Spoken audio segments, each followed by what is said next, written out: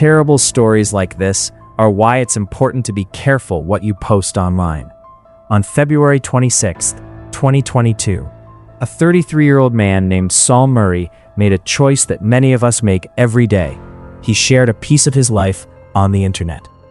He posted a photo of 2 Rolex watches on Instagram. To Saul, it was likely just a way to show off a bit of success. But to the wrong people, that photo wasn't a post, it was a map. The watches caught the eye of 35-year-old Surpreet Dillon.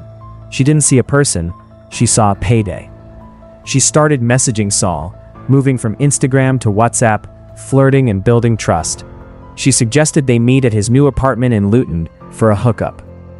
It seemed like a lucky break for Saul, but it was actually a carefully planned honey trap. When the night arrived, Surpreet didn't show up alone. She brought a 21-year-old student named Temidayo Ao. Seeing 2 beautiful women at his door, Saul felt like his social media persona was finally paying off. But as they sat together, the atmosphere changed. Someone spiked Saul's drink with a strong sedative called GHB. Within minutes, the world began to blur. Saul's body became heavy and his mind went foggy. He was no longer a host, he was a victim.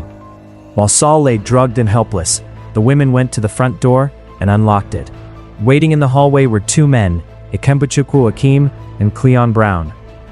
They rushed inside to find the riches they had seen on Saul's phone screen. In the middle of the robbery, Akeem used a knife to stab Saul in the leg. It was a cruel and unnecessary act.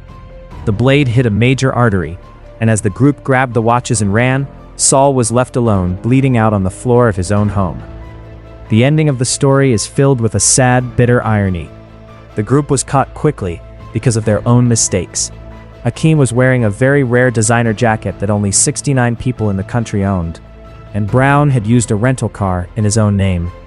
But the biggest shock came during the police investigation. The 2 Rolex watches Saul had died for, and the gang had killed for, were actually fakes. They were cheap replicas worth almost nothing. Saul Murray lost his life because he wanted to look wealthy online, and a group of people went to prison because they believed his digital lie. Today, Akeem is serving a life sentence for murder, while the others received long prison terms for their roles in the setup. It is a chilling reminder that the life we show the world on social media can sometimes attract the very people we should be running away from.